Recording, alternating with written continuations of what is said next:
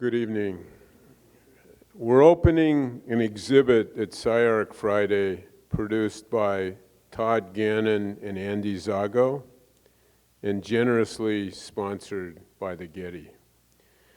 The topic nominally is Los Angeles architecture in the 1970s, and in particular a series of 9 individual exhibitions mounted by a collection of SCI-Arc architects in 1979. But the underlying topic is not only that particular moment in architecture's history, but the broader question of the meaning of that history then and now, and by extension, the plausibility of the Gannon-Zago effort to reconstruct that past and perhaps to reimagine it. The latter is a particularly poignant topic for the SCI-Arc constituency, whose mantra has always been that SCI-Arc's best project is its next one.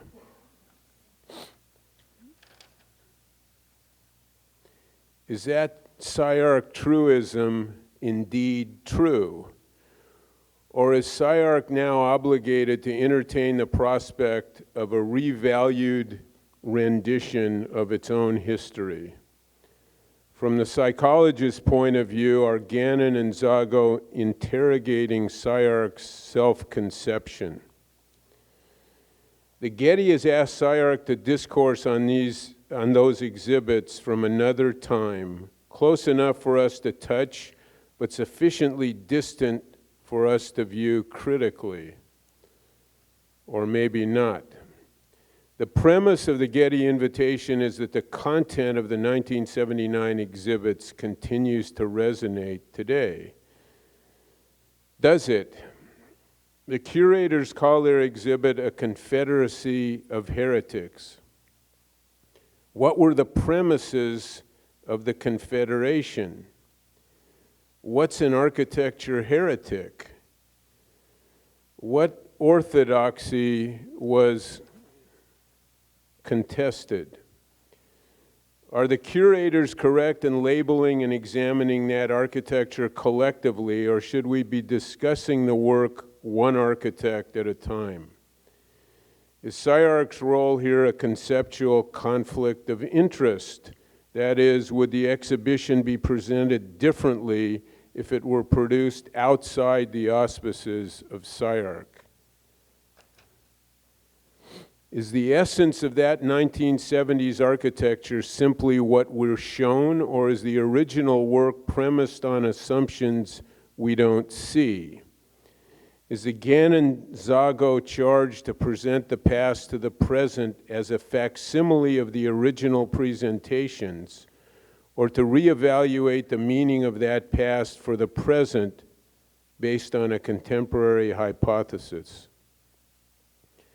Scratched into the subway wall at 59th and Lexington, it says, quote, "Life is lived forward, but understood backward."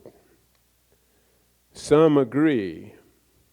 Others are convinced that neither the forward look nor the rear view are ever entirely clear. Is a Confederacy of Heretics a recollection forward or a recollection backwards? Please welcome Todd Gannon to SCI-Arc. Thank you, sir. Somebody want that? Is this yours, sir? Okay. Well, thank you for that. I'm happy to know that since we're the next project, we are the best one, so that's relieving. I hope I have answers to at least some of your questions tonight. We'll see how that goes. This is a light right here. But let me just start. I'm really happy to be here tonight. This is my first evening lecture at SCI-Arc, although I've spent many hours talking in this room over the past several years. But I'm happy to be here not just because it's my first kind of evening SCI-Arc lecture, but also I'm happy to be here as the lead-off batter in the Pacific Standard Time Presents Modern Architecture in LA endeavors. The subject of tonight's talk, as Eric mentioned, the Confederacy of Heretics. The show is one of 9 exhibitions, including a big show at the Getty that opens in a week, right, Vim?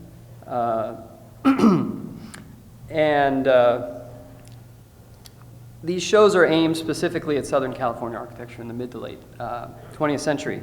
I'm really excited and also more than a little humbled to be among such an impressive cast of characters, both in terms of the institutions involved and also the individual curators. I'm also super happy to see this turnout. The first public talk I gave in this room, 9 people showed up. So I'm glad that we could kind of ramp that up a little bit this time around. The current exhibition is the latest in what I hope will be an ongoing series of partnerships between SCI-Arc and the Getty. Our online media archive, as you know, was made possible with major support from that institution, and I look forward to future collaborative endeavors. We also, I was thinking about this today, and the list of people that are required to thank for this thing would take about the length of the lecture. Suffice it to say, there was an army of co-conspirators that were involved in this exhibition, and certainly we wouldn't be here if it weren't for the generous support of the Getty, who invited SCI-Arc to propose an exhibition for PSTP. Ming Feng, who asked me to take the lead on that proposal, has remained a central player all along the way, and it was Eric who first suggested that we look at these 1975-79 exhibitions. So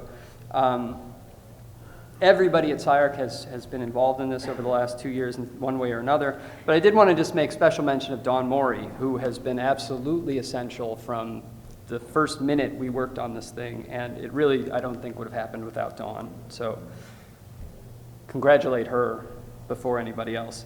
What you'll see tonight is the result of a 2-year collaboration between myself, Ewan Branda of Woodbury University, and Andrew Zago. Andrew's office also designed and installed the exhibition, or is installing the exhibition. That team from Zago Architects, Laura Bowman, Dale Strong, Paul Stolting, and Matthew Au, as well as Taryn Bone, our student research assistant here, have been a real dream to work with. And my notes came out of the printer in reverse order. So this is going to be fun. What the fuck is this? That's the way we did it in 79. This is how those 79 lectures went, it turned out. If you look at them online, which you can do now, where's page 4? There we go. If you look at them, they had that kind of, I did that on purpose. But of course, also Rebecca Mendez and Adam Ewens have been working on this very early on. They produced a film that'll debut on Friday night in the galleries. But obviously it was the architects from that period who we've been hectoring for the past couple of years that have really made this possible. And it's not just these guys in this now kind of infamous photo on the beach, but it was actually a slightly broader and slightly, I kind of want to let you fill in your own adjective there, but it was certainly a different kind of group. So just to kind of get you acclimated, here we have across the top, Eugene Kupper, Roland Coate, Frederick Fisher, Frank Dimster, Frank Gehry, Peter de Bretteville, Thom Mayne Michael Rotondi, Robert Mangurian, Craig Hodgetts, Eric Moss, and Coy Howard. And they were the kind of core of this series of exhibitions. Now, it's customary at this point, or probably a few minutes before this point, to give all the credit for anything good that comes out of this to my collaborators and to take the blame for all the errors and omissions. I'm happy to do that, but I think this idea of errors and omissions just needs a tiny bit of attention, and I want to offer it with the following caveat. So over the course of this research, we interviewed each of these architects, many of them more than once. We did a lot of kind of straight scholarly research. And we heard a whole lot of different versions of the same story from different people.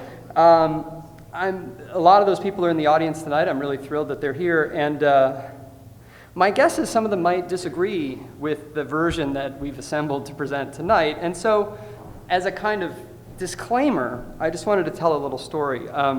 So Esther McCoy published her first essay in 1945 on Rudolf Schindler's architecture. At the time, she was working for Schindler, and he asked her when the text came out, why didn't you ask me to review this? Didn't you want it to be right? And McCoy said, no, I wanted it to be mine. And so I feel a little bit like Esther McCoy tonight, and I suspect that a lot of these characters had that sort of feeling in the late 70s when they were doing their work. So hopefully this will be taken in that spirit. We're trying to get the facts as right as possible, but at a certain point, you got to move beyond them, I guess. So what we're looking at is this series of lectures that came together at SCI-Arc in 1979. It was a moment where these architects were really just, I would say, kind of coming into their own, both in terms of the maturation of their various practices and also in their impact on a broader kind of disciplinary culture. So before these exhibitions, they were being published here and there. Gehry had kind of made something of a name for himself. Craig and Robert had had a fair amount of success. Coy was getting around, but they were still kind of just hitting their stride. And I think these lectures, they really stand as a kind of hinge point between kind of one phase of those careers and the next phase of their careers. They also kind of have a lot to do with the development of the school here at SCI-Arc, which I'll get into these things tonight. So just to kind of get the specifics out of the way, in 1979, Thom Mayne assembled this series. It was a lecture series at SCI-Arc. So you can see there were 9 practices, and then an introductory and concluding lecture by Coy Howard. Tom hit on the idea to stage a lecture, to stage an exhibition in conjunction with each lecture. So the exhibitions opened on Tuesday. They ran until Saturday. They were struck on Sunday. A new one was put on Monday, and the whole thing was put on repeat for 10 weeks. So it was a kind of insane amount of effort. The lectures were staged in Tom's house/studio, so basically in his living room at the time. So it was really, it speaks to the intensity of that was maybe in the air at the time. Another really important component, perhaps the most important part, was that, at least for our exhibition, there's a curious amount of documentation that exists. We didn't know when we maybe I shouldn't say this, but we didn't actually know that all this stuff was available when we said we could do an exhibition about it. But thank God it turned out that all the lectures had been videotaped in 1979, and we were able to find them, digitize them, and make them available. Also, all of the shows were reviewed in the Los Angeles Times by the critic John Dreyfus. Dreyfus was a really crucial player in this thing. He was a somewhat heretical character himself, you might say, in that he would devote significant attention in the paper not to the kind of corporate establishment in Los Angeles, but rather to people like Frank Gehry, people like Eric Moss, and Dreyfus's articles were really crucial to kind of building the kind of audience around this thing. And so Dreyfus's articles also gave us basically the only photographs of the installations that exist. The LA Times sent photographers each week to document the exhibitions. None of the architects took photographs, with a very small number of exceptions. And so you can see they were fairly kind of down and dirty, low impact affairs. You see, this is Frank Gehry's. Notice the cat visiting the show. The images on the wall are by Grant Mudford. It was a kind of suite of prints that Mudford had made that Gehry just stuck to the wall with pins. We can tell which ones were in the show from these photographs, but also the ones that have holes in them.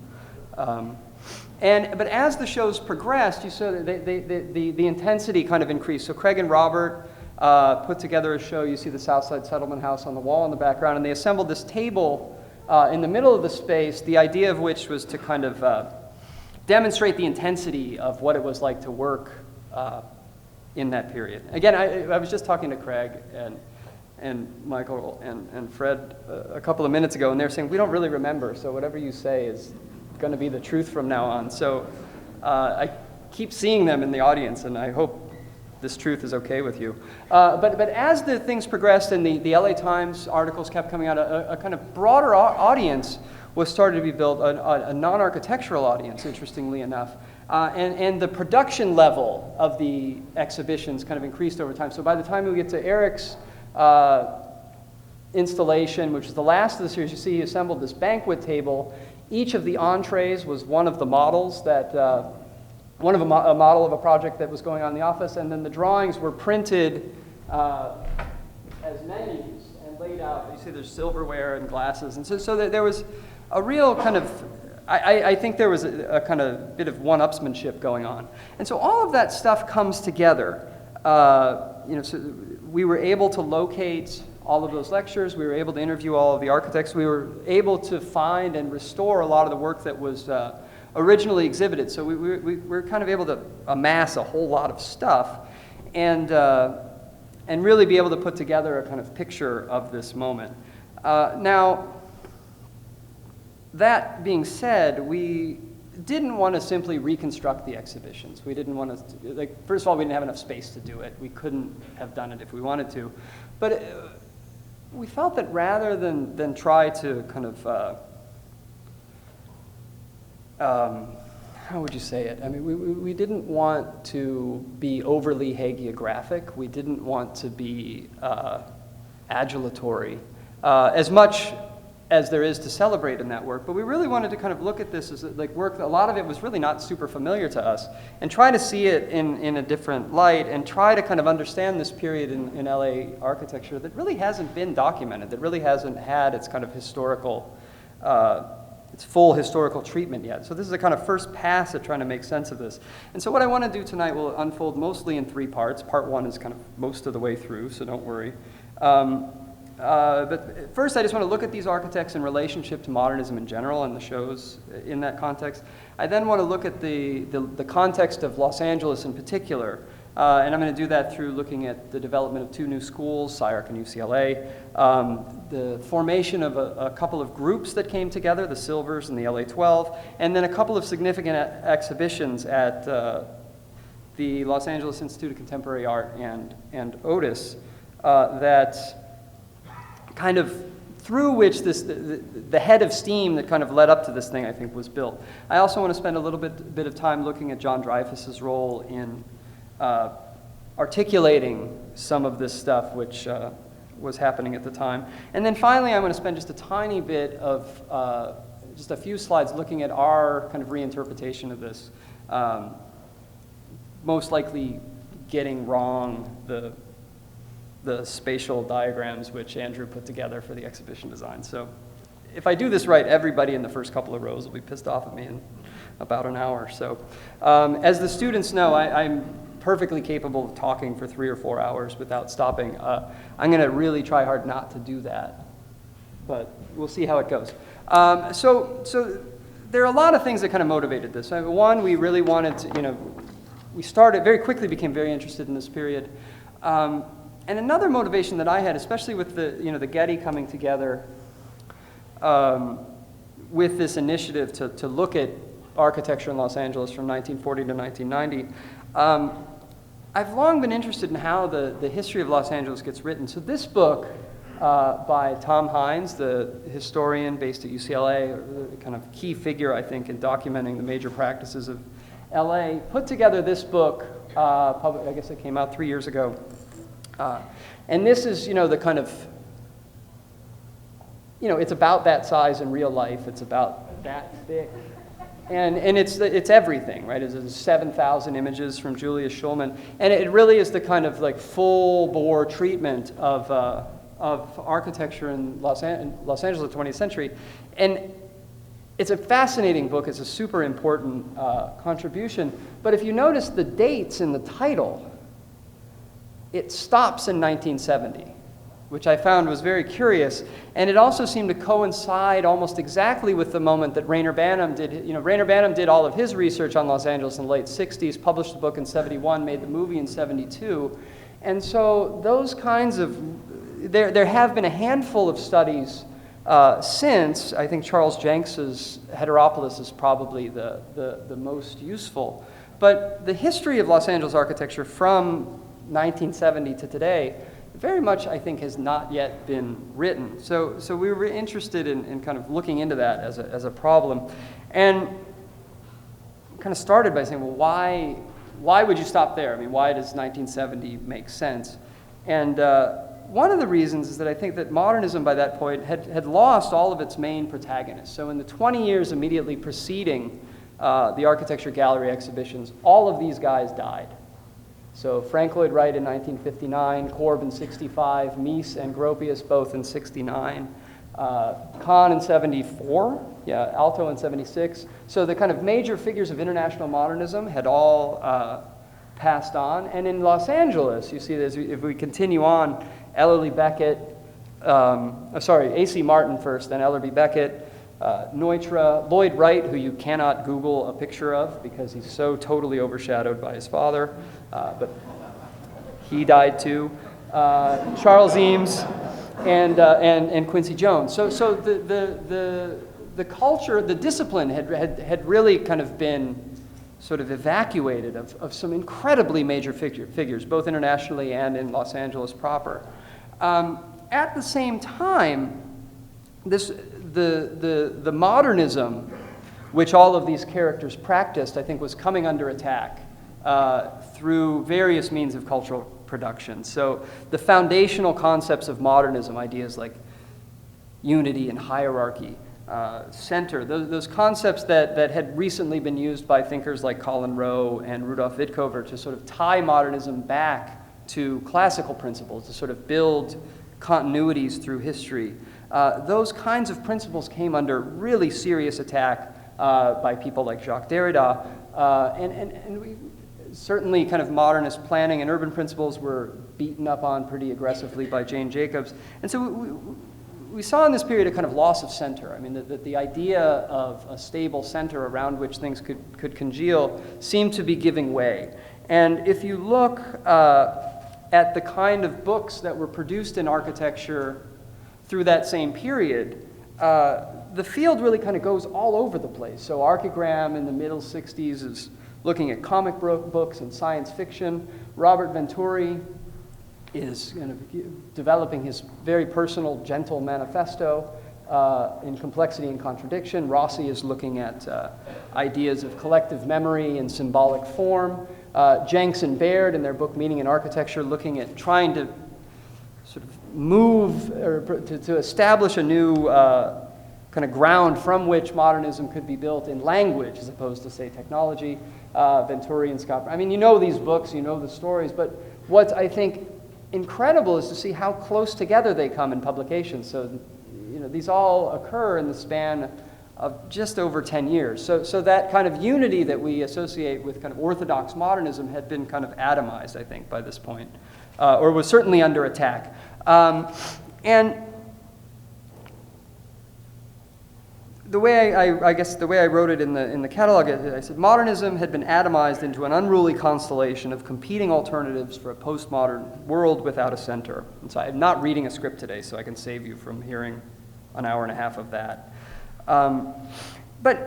So Los Angeles has a very strange relationship to this. Notice all these books were written either in New York or in Europe. They were all written in those kind of cultural centers that had seemed to have been bankrupted or exhausted or had kind of run their course in the writings of Derrida and others. And so if we take this idea of a loss of center and look at it in these works, in the kind of East Coast world, in the old world, I think you saw that the absent center kind of remained as a kind of ghost. It sort of remained there as a kind of the site of a tragedy. It was seen as a kind of burden. And Los Angeles, of course, had always been on the periphery. It had never really had much use for the idea of center.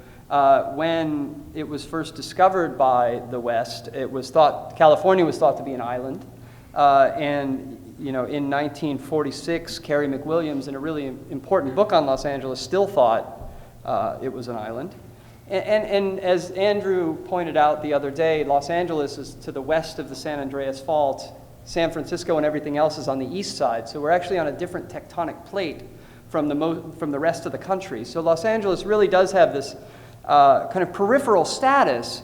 And that has always been, for Los Angeles architects, I think, a real bonus. And for Los Angeles culture in general, I think McWilliams' book is a really fantastic treatment of this sort of very particular way of thinking that developed in Southern California. And if you look at the architecture over the 20th century in particular, I guess a little bit into the 19th, what you see is LA kind of uses its peripheral status as license to kind of take liberties with established styles imported from elsewhere. So whether we look at the Newsom brothers playing around with Queen Anne, or the Green brothers working a kind of idiosyncratic variation on arts and crafts, or Schindler, Neutra, Eames, and the other case study architects looking at Orthodox modernism and giving it a very particular kind of swerve. Los Angeles architecture had always been very comfortable being on the periphery, having a certain kind of freedom to do things that maybe wouldn't have been so easy to do somewhere else. Obviously, the weather had something to do with it, the sort of forgivingness to details and that sort of, and heating and stuff. But this kind of peripheral status, I think, is really important.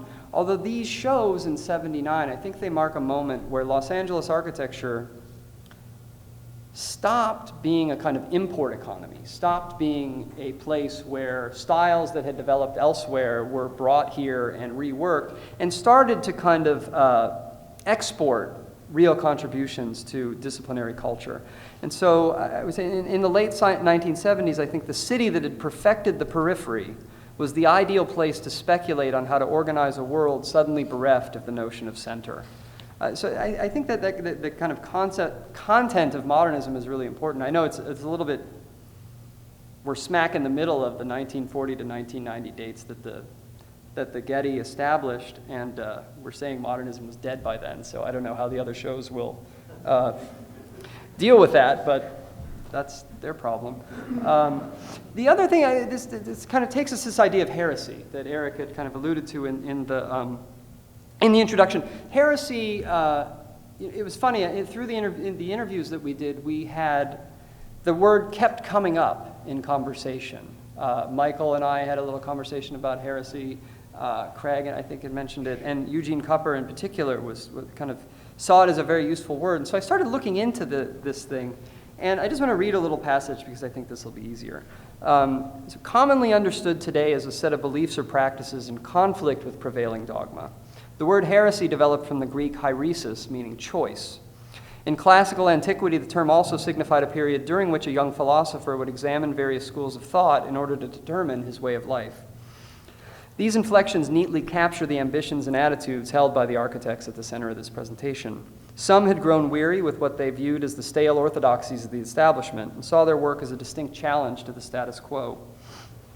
Others were less strident and experimented with a diverse range of historical sources as potential platforms from which to develop their individual idioms.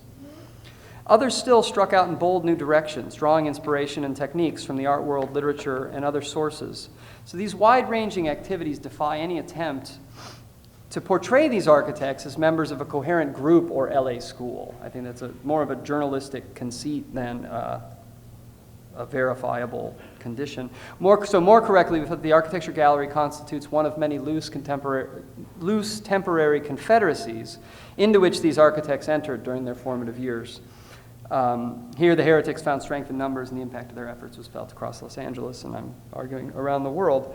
And I think that this idea that we kind of understand these guys as a group, and their commitment to the individual is really, it's important to sort of pay attention to that oscillation. That on one hand, it's very easy to see them as a group. They stand for group photos. They put these publications together. They all kind of hung around in the same places, taught at the same schools.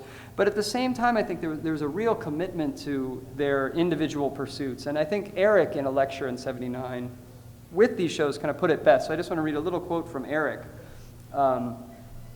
He said, "The problem that we face in doing architecture and in defining ourselves for ourselves is finally a personal and individual one.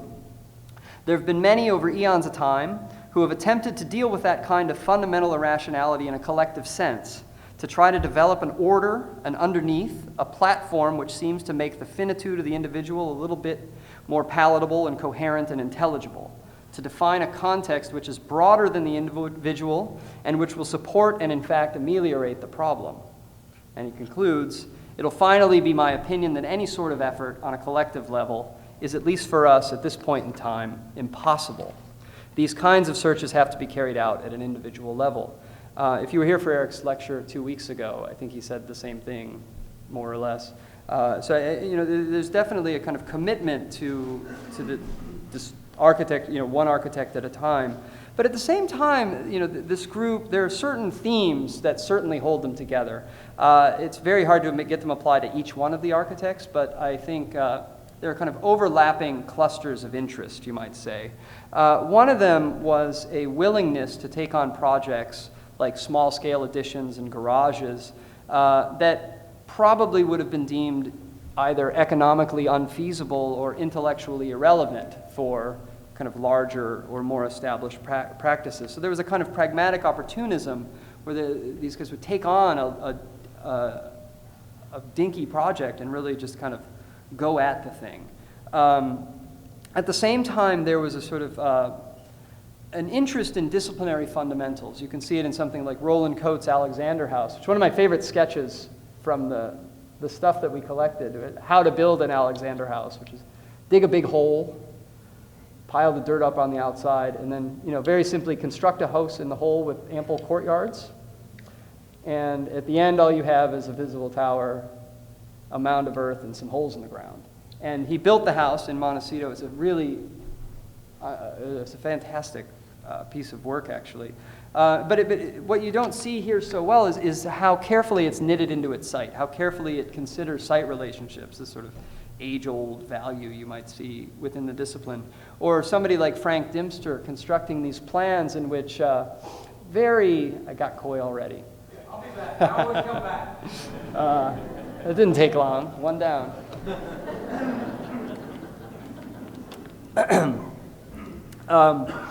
Maybe it did take long. At the same time, we see in Dimster the very careful plans attentive to the sort of social and programmatic organization. This is like a house that's as easily understood as a single-family house. There's like 3 separate apartments for the various family members that live in it.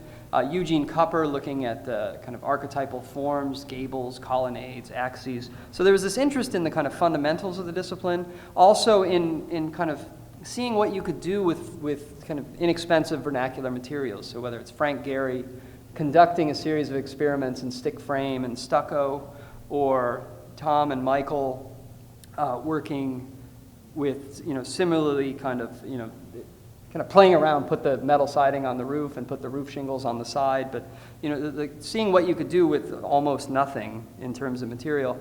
And also, and I think you could see this in 2468, there's a kind of drive in a lot of the work that you'll see in the exhibition to kind of rethink conventions, to kind of reimagine how architecture gets organized or how it gets produced. And you sort of see this in the 2468 house where the drawings were, kind of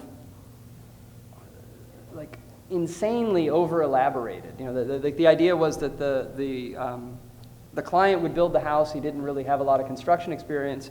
So you kind of reinvent the drawings in order to make it work for that particular situation. But then the drawings kind of take on a life of their own. And in that, I think, we see another kind of important quality that inhabits this work, which is the sort of expenditure of a kind of astronomical, even unreasonable amount of effort.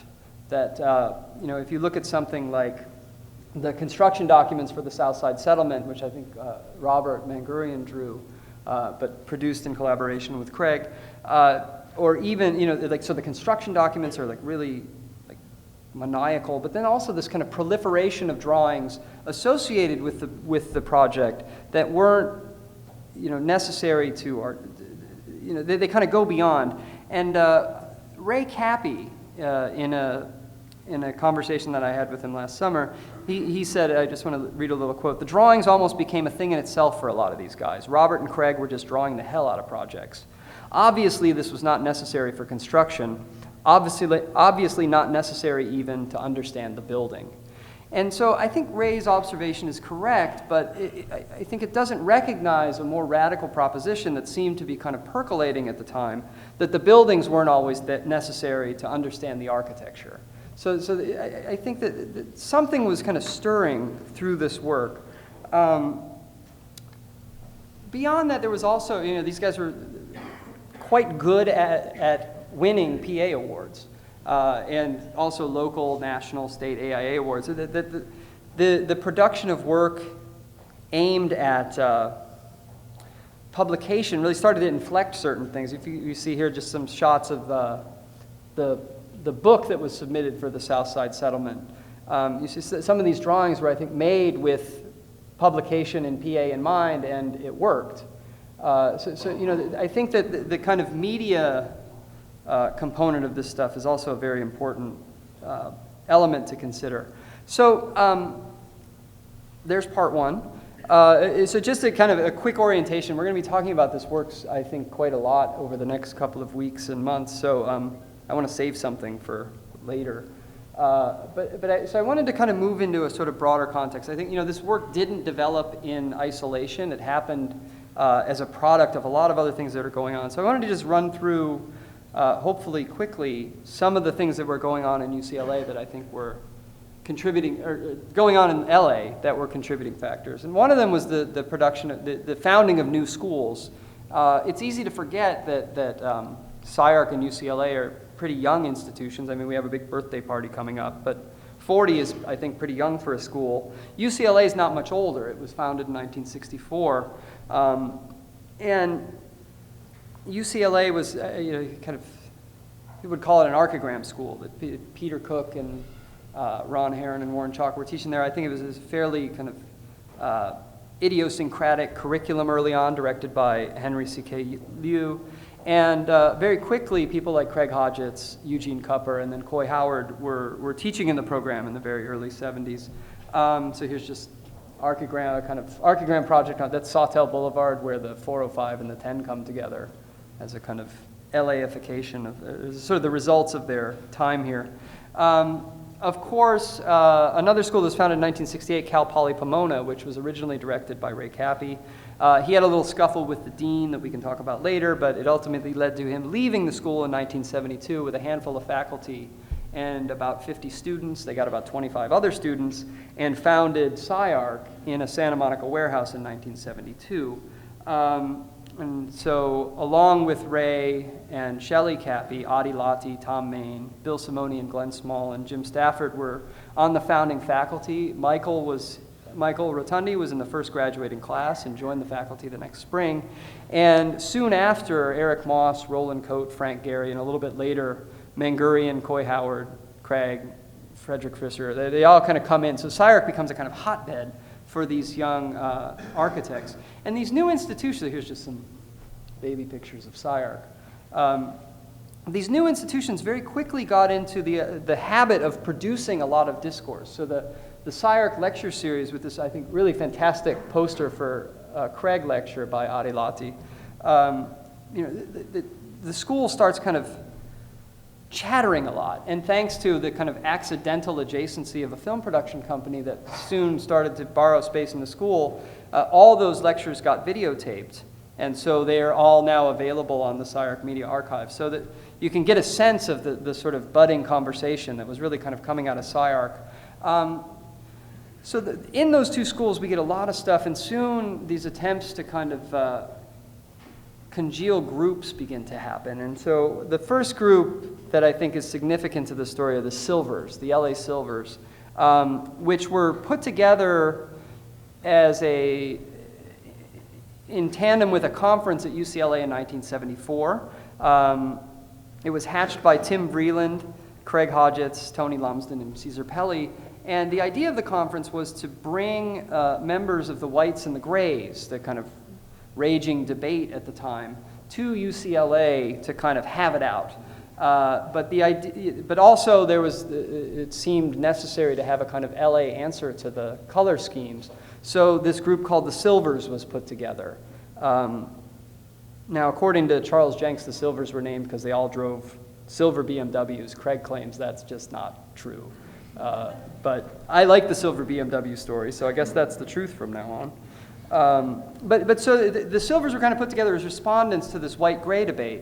And it's a very interesting thing. If you look at the whites and the grays, the kind of Eisenman New York 5 side or the sort of postmodern Robert Stern side, you see that despite their kind of constructed differences, there was a lot of similarities. I think the differences between the two were much more of degree than kind. I mean, both were, basically small private practices doing kind of high-end residential commissions on the East Coast. They were all kind of instantiated in the academy, and they were aggressively trying to kind of produce a sort of discursive climate, where the Silvers, on the other hand, all were kind of happy to embrace mainstream production. So Frank Dimster as the design director of William Pereira, or Tony Lumsden at Dim Jim, or Caesar Pelli at Gruen were producing this kind of big, unapologetically commercial work, which they presented in a second conference in 1976. They had been meeting here and there. Craig dropped out of the group. Frank Dimster and Paul Kennan joined the group, for those who are keeping track. And they had a second conference in 1976 where they invited some critics who were pretty critical. So Charles Jenks, for instance, called the work silver-plated capitalism. John Haydock saw it as high-tech wrapped in high romanticism, which could lead to totalitarianism, which sounds pretty bad. And James Sterling, much more laconically, just said that he saw little more than chic packaging in the work of the Silvers. And what's surprising about that is Pelli's response, which was incredibly feeble. He just said, well, all our projects are operating at a level way below people like Jim Sterling. Which is kind of, I can't wrap my head around that as a response, but maybe I'll give a response like that in a few minutes.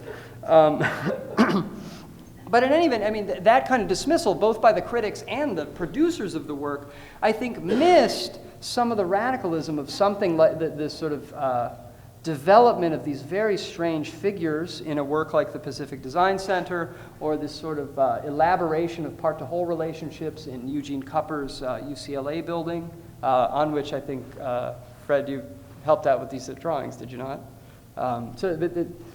Or these, I think, fantastic projects by Tony Lumsden for the Lugano Convention Center and also the Beverly Hills Hotel, that these works, I think, were in many ways way more aggressively pushing beyond the kind of strictures of orthodoxy than the Whites or the Grays or Sterling. And so I think it would be possible to kind of reopen that debate and mine it for new possibilities. It also, I think, speaks to the sort of tragedy that the Silvers stopped meeting so soon. And soon after they stopped meeting, they really, they kind of faded out in terms of broad influence. The work of most of these big corporate firms returned to a sort of more predictable modernism, and the moment kind of passed. Not long after the LA 12 comes together, I think mostly in response to the fact that many of them weren't included in the Silvers, so they made their own group. This was kind of done under the auspices of Bernard Zimmerman out of Cal Poly Pomona. And you can see the 12 architects there. A couple of them were in our show, Roland Coate and Frank Gehry. And this was a group, I think more kind of embedded in the establishment and even less kind of formally unified. So you have in this group this sort of straight up modernism from somebody like Elwood or Ray Cappy, the kind of exuberance of somebody like John Lautner or Frank Gehry, and a whole bunch of the people who were listed as rationalists, people like Jerry Lomax, Bernard Zimmerman, and a whole bunch of others. And the LA 12, although they did a conference in 1976, they did a year-long series of lectures at the PDC, so one lecture a month for the whole year. But somehow that attempt at group formation also sort of died from lack of will, I think, and very little would come of it, and I think the 12 was kind of quickly forgotten as well. But nonetheless, there was, you could see this kind of drive to sort of produce a discourse, and I think that these efforts did produce a kind of appetite for more discourse in Los Angeles. They produced a kind of hunger for more engagement.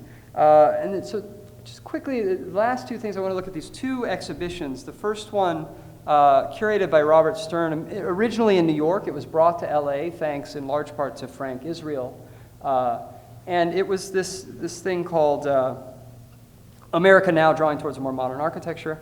It was staged at Otis, And in his introduction, it's a little magazine, it's really interesting. Robert Stern lays out an argument, again, against modernism. Again, he says modernism is exhausted. And the problem with modernism for Stern was that it favored polytechnicians over poets. And the way you could tell was because it favored exonometrics over perspective. So Stern was pushing for, you know, a kind of postmodern idiom which returned to perspective, rejected exonometrics, returned to a kind of hand-drawn Prismacolor idea. And you can see it in some of these projects, although lots of parallel projections still existing. But you know, again, trying to kind of move beyond orthodoxy. Coy Howard was included in that exhibition and exhibited these really kind of intense pencil drawings. And immediately parallel to that show, Coy curated another exhibition at the Los Angeles Institute of Contemporary Art. It was called Architectural Views, Physical Fact, Psychic Effect. It included Coy, Robert, and Craig, Frederick Fisher, Eugene Kupper, and Richard Aldridge. And here I think we see, you know, the same kind of diversity of styles, the same kind of moving towards lots of, you know, trying out different possibilities. But it becomes a lot harder to determine who's the polytechnician and who's the poet. These kind of battle lines that seem to have been drawn by Stern seem to be happily crossed by many of these guys. And I do want to point out, you probably can't read it, but in each one, this was what counted as the catalog for the show. Each of the participants provided a fairly serious statement about what drawing meant to them. And Craig and Robert, you can just barely make it out. Drawing is just a minor part of our process. Next to these, like, you know, it's one of my favorite Studio Works drawings with the couch. So, you know, make what you want of that. We're still kind of working on it, but this is just some of the stuff that was in there. You know, so Kupper again present with the UCLA Extension Building. At the same time, Kupper is treating the Nilsson House quite differently. Craig and Robert with these kind of meticulous, very careful articulation of the programmatic and kind of site relations in their competition for Nicollet Island, and at the same time this sort of abuse of the construction drawings of the Southside settlement to kind of transform them into something quite different. I think the difference between, you know, you look at this and it sort of has that atmospheric kind of handicraft idea that Stern might like, but at the same time you see this sort of inked exonometric on the side. So these weird kind of hybrids in this work. Here's Coy Howard's drawings for the LACMA installation that he did in 1976 were hanging basically across the room from another drawing Coy did. So you can see that, like, you know, either way is okay. So I show these to show the kind of breadth of investigation, to show the willingness to kind of just go in wildly different directions. This was a drawing, an interior perspective of the Rinaldi house. These polycarbonate pieces on the floor, you could actually, we're supposed to be able to, you put them together into a cylinder, the drawing would fit inside the cylinder. You could go inside and get a kind of 3D version of the house. But I don't think that ever was done. But maybe it should be. It seems okay. Now, so this kind of work, I think, is starting to get the attention of, started to get the attention of more and more publications. You see, in 77, a number of these architects were included in the 40 under 40, de Bretteville, Robert and Craig, Coy Howard, Frank Israel was also in there representing Los Angeles. And a super important publication comes along in 1978 in A+U. Michael Franklin Ross, who was a kind of fellow traveler in Los Angeles at that time, put together a very long article, it's 70 pages or so, about young Los Angeles and possibly postmodern architects. And this was like a major compendium of this LA work. And so you can see Morphosis represented, several other practices. And in Ross's treatment of this work, he talked about, you know, there was a lot of experimentation going on. There was any number of directions that the work might go. And the thing that held them together, in his words, was an interest in indulgent complexity. That the architects shared not a kind of stylistic or technical commitment, but rather a restless desire to do something more, something special, something that isn't just a repetition of what has gone before, but in some small way expands the realm of possibilities for architecture and for the people who experience it. And I think this was an important publication, not only because it kind of brings all of these characters together, but also there was quite a lot of built work in the publication. So we see again the Delmer edition by Morphosis, or Helmut Schulitz's house in Coldwater Canyon, Eric Moss's triplex apartments in Playa del Rey. A series of projects that demonstrated the kind of viability of these practices. That this wasn't just a kind of academic or kind of pursuit, but this was the motivation was really to build this stuff, and the stuff was buildable, and much of it was built. I think that is really important to take away, certainly today. So a kind of final component that I think was sort of got this pot really boiling was the completion of the Gehry House in the summer of 1978. The house, we all know, the first publication on the house was written by the LA Times architecture and design critic John Dreyfus. And he says, so Gehry's artful house offends, baffles, and angers its neighbors. So, good headline. And in this article, it's kind of, you can read it if you don't want to listen to me, but Dreyfus kind of makes a fairly compelling case for Gehry. He kind of sets up the audience to come around to the house by showing how all of Gehry's architects, or all of Gehry's neighbors, who were originally offended and baffled and angry, came to the house and talked to Gehry about the house and its motivations, and understood it, and kind of became fans. And even Santa Monica's mayor was one of those people. So Dreyfus, I think, was a very important advocate for this group of architects. And this article on Gehry's house, which is one of a number of articles that Dreyfus would devote to this generation of architects.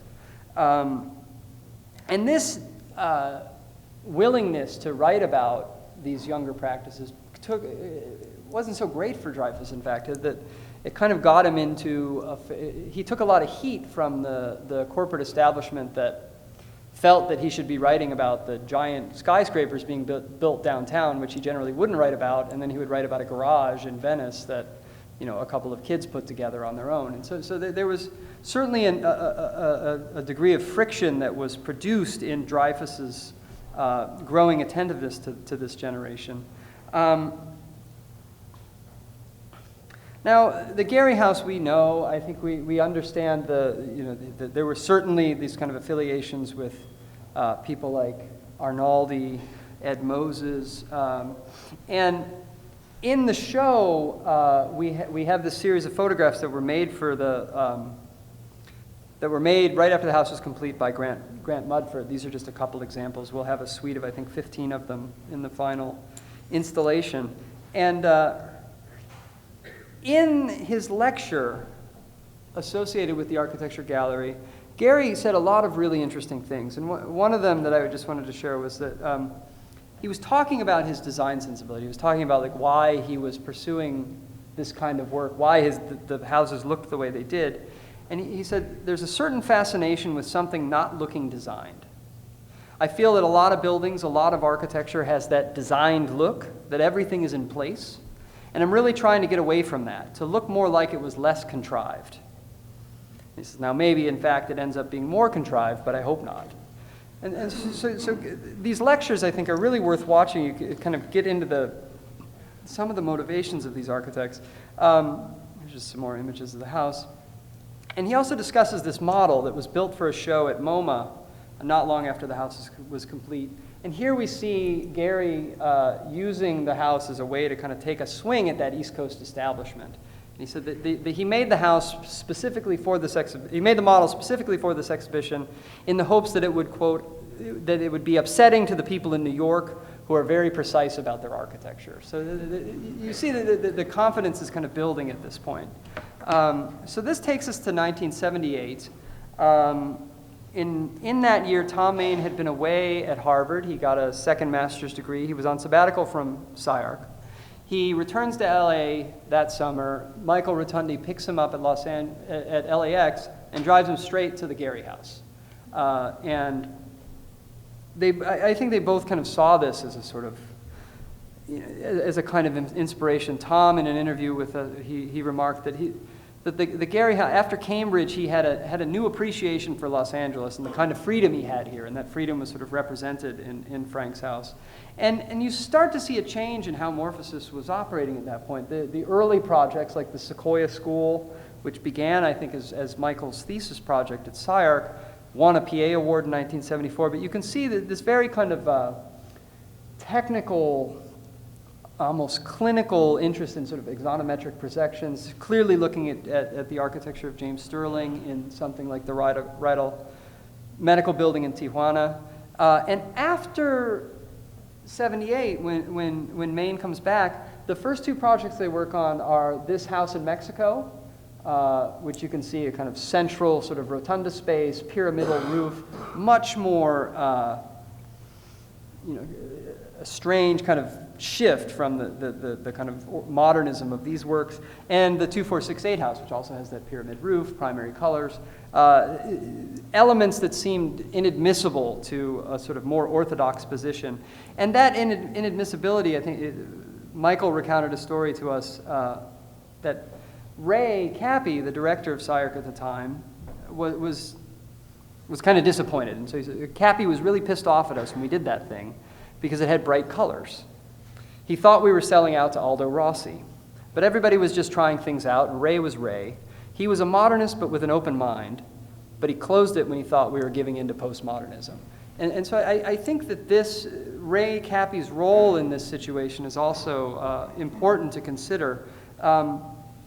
Ray, who was clearly, of the generation of this orthodox modernist practice, who I think much of the curriculum at SCI-Arc in a way still kind of had that in it. And the younger architects, I think, were moving pretty quickly away from that orthodox position. As Thom Mayne put it, he said, at that time, Bernard Zimmerman, Ray Cappy, they own the city. And we were going, no, we don't buy it. We're going somewhere. We were going somewhere. It was very much part of the SCI-Arc dialogue. We used to have some fantastic, really robust conversations and disagreements about where we were going and about just what we stood for. So there was a kind of tension brewing at SCI-Arc at this time. The year after Mayne returns, Ray and Shelley go on sabbatical. While they're gone, Thom plans the lecture series that we're looking at now. And whether, apparently it was Thom's term, people see this part quite differently. And again, I'll kind of defer judgment to Ray, whose take on the situation was, I was on sabbatical when they put that thing together. I came back to kind of a surprise. I get back and Thom Mayne says to me, we put together a program with guys who are doing architecture. He names the people and I say, I do architecture. Why aren't I on that list? So he continues, it was a setup. It was a time when both Eric and Thom were just starting to move to a new place. Now that story with almost exactly those same quotes was told to me like by two or three different people. So I think that was something that was kind of traveling at the time. But in any event, the exhibitions come together and they quickly get started. As we said, most of the participants were teaching either at UCLA or SCI-Arc, although Peter de Bretteville and Dimster were at USC. Two of them had been members of the Silvers. Two had been in the LA 12. So Kupper and Dimster were Silvers. Coate and Gehry were in the 12. And Thom seemed to have been drawn to the more eccentric members of those earlier groups. Coy Howard, for reasons that are still sort of vague, did not do an exhibition, but gave two lectures to kind of open and conclude the series. And they're all online. I really think that actually, we don't have Coy's last one, and I think we don't have Roland Coate's, but all of the other ones are online. I think they're really worth watching. And if you watch Coy's opening lecture, what you see, the lecture itself is super critical of the corporate establishment. So once again, we see this kind of theme of orthodoxy kind of coming together. And but at the same time, he gives us this sort of almost poetic meditation on the nature of beauty. So again, this kind of shooting in several directions. At the same time, so here's just some, what happened is that the lectures were all videotaped at SCI-Arc, and they would play the lectures in the gallery. So you can see this sort of super high-tech equipment that they use to run on this very large monitor and very small reel-to-reel device with a big speaker. So they had the lectures running in the shows, and every Wednesday in the LA Times there was a review of the shows. And so this is also a little murky whether it was Dreyfus's idea or Thom's idea or Michael's idea or some kind of combination of the two. But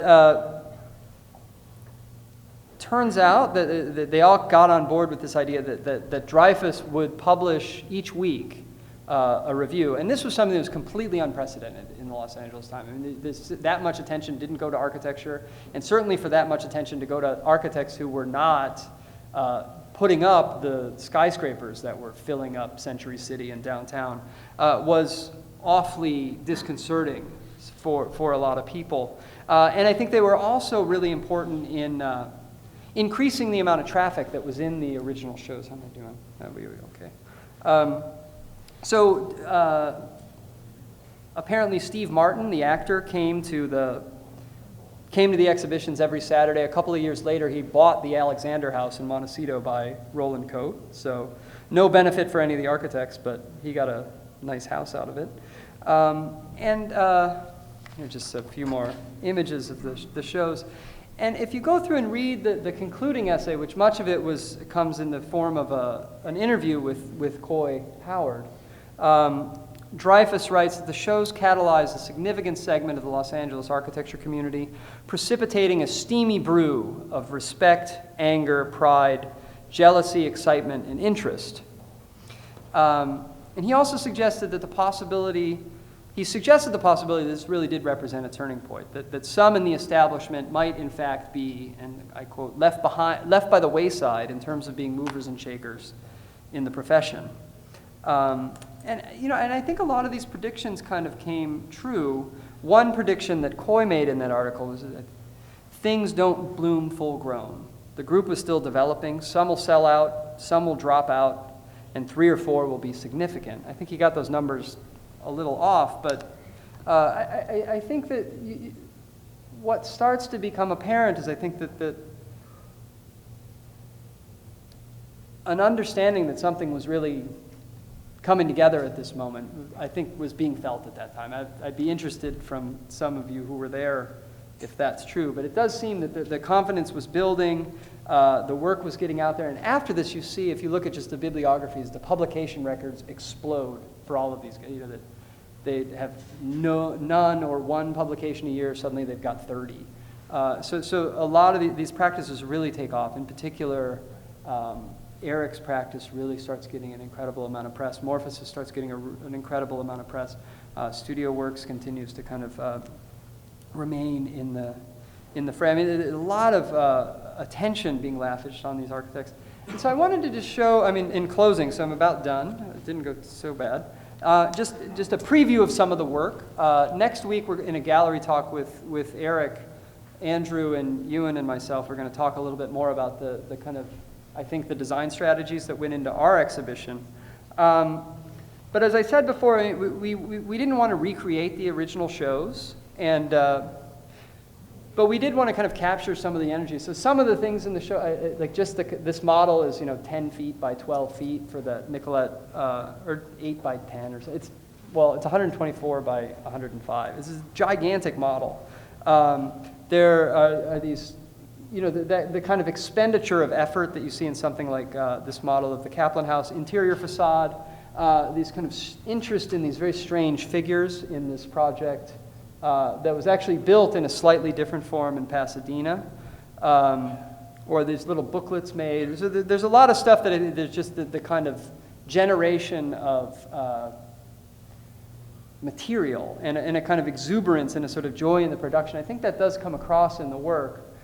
these stamps that were made in the Morphos's office in '79. I think you guys got in a little bit of trouble, like putting these stamps on mail, and the post office got mad. These were also, so incredibly difficult to make, several layers of transparencies and color copies and all kinds of stuff. And then to perforate the holes, they wound up having to use a sewing machine to make the perforation. So the level of effort expended on something as seemingly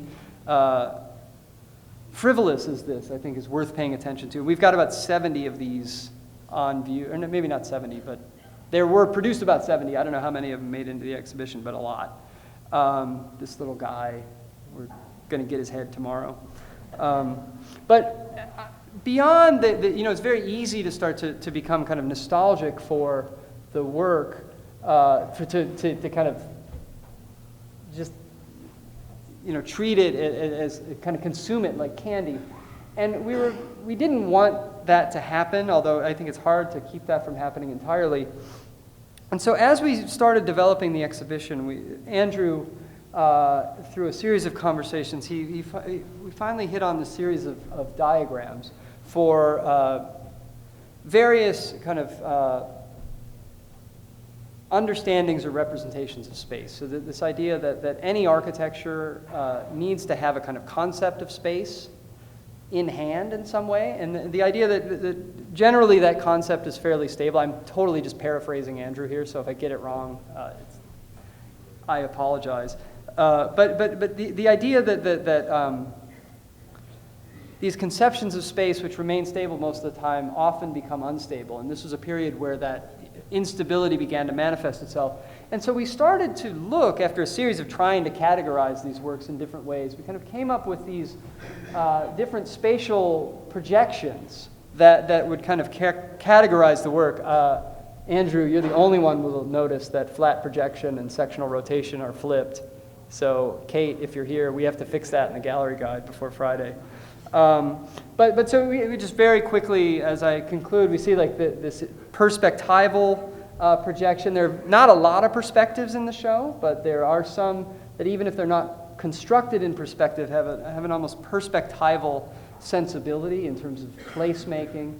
But then also lots of hybrid projects, which sort of use isometric projections, but the kind of Prismacolor. And so we got very interested in kind of coming up with these categories for how one might reread this work. Certainly the axonometric projections in early projects by Morphosis, but also the difficulty to categorize a lot of these works. Our categories are pretty. It's pretty easy to put things in multiple categories, and so I don't know. Maybe you can test us and see if we got them right, but. You can see sort of battles in works like the Southside Settlement between its first scheme, which was quite kind of made out of these series of parallel walls, and its second scheme, which had this organized around an interior court. So, this kind of anxiety about what is the sort of organizational paradigm, even in the same project, is kind of shifting radically over a period of versions. The plan rotation we see in the Sedlak House, sectional rotations in something like the Gehry House, or in several of Eric's projects. The canted columns, in a way, you could see as maybe one way to look at that would be, it kind of looks like Melnikov, but on the other hand, it kind of could be read as a sort of rotational understanding, the sort of flat projections of Coy Howard's draws, the graphic wrap of something like the Fun House or the Sedlak House, or the more eccentric projections in something that comes a little later, like the Sixth Street House. And so not only were we were kind of using that as a sort of device to organize these things. I think there are any number of other organizational devices, so we don't see that as final in any way, I don't think. But we also were hoping in the design of the exhibition itself, which again we'll talk about more next week, to sort of push some of those ideas into new territory. So these large kind of folded installations, which are kind of giant enlargements of drawings by Morphosis and studio works that you'll see in the gallery, and the walls themselves, which are formed by a kind of development of some of these various projective schemes. So There's lots more to talk about. We're going to get into a lot of this later stuff, I hope, next week. So I'm going to stop there, and thank you very much, and come back Friday for the opening and see the stuff in person.